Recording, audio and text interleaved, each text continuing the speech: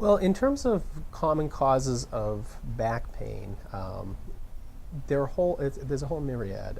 There are people who have what you would call degenerative disc disease, where the discs, which are kind of like the shock absorbers for your spine, wear down.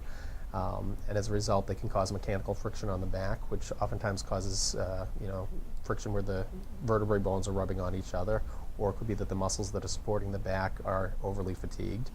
Or it could be to the point where the discs are now protruding and are compressing some of the nerves, either in the central part of the spinal canal or where the nerves exit and cause what they call radiculopathy, pain radiating down the leg.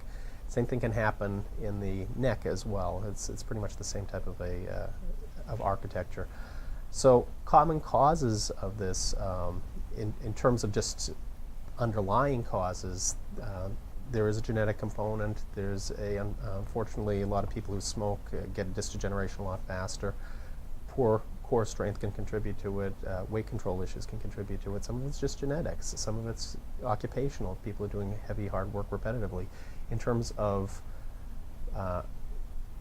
physiologically what's going on, once again, a lot of it can be from muscular strain, a lot of it once again, from activities or things like that. A lot of it can be from disc degeneration. Sometimes the discs aren't particularly bad, but they have arthritis of the little facet joints, which are the posterior part of the vertebrae. So spinal stenosis is something that's a very common cause in elderly patients where they feel that their legs are fatigued. It's basically the center canal where the spinal cord runs gets narrowed, and it's kind of a way, excuse me, a way I often will explain it to them is it's almost if your spinal cord was like a garden hose and you put some pressure on it, all of a sudden it means everything downstream, which usually means the legs, is being compromised. So there's a whole myriad of potential causes for back pain, and that's part of the fun of this as well, is trying to figure out, where is your pain coming from?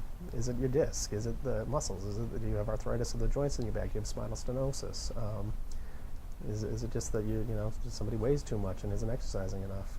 And that's kind of where the fun part of this is, because initially you'd think just seeing bad backs and bad necks all day, does that get repetitive or not? It doesn't at all, because everybody's got a different issue, and the reasons they have it are also different for every individual.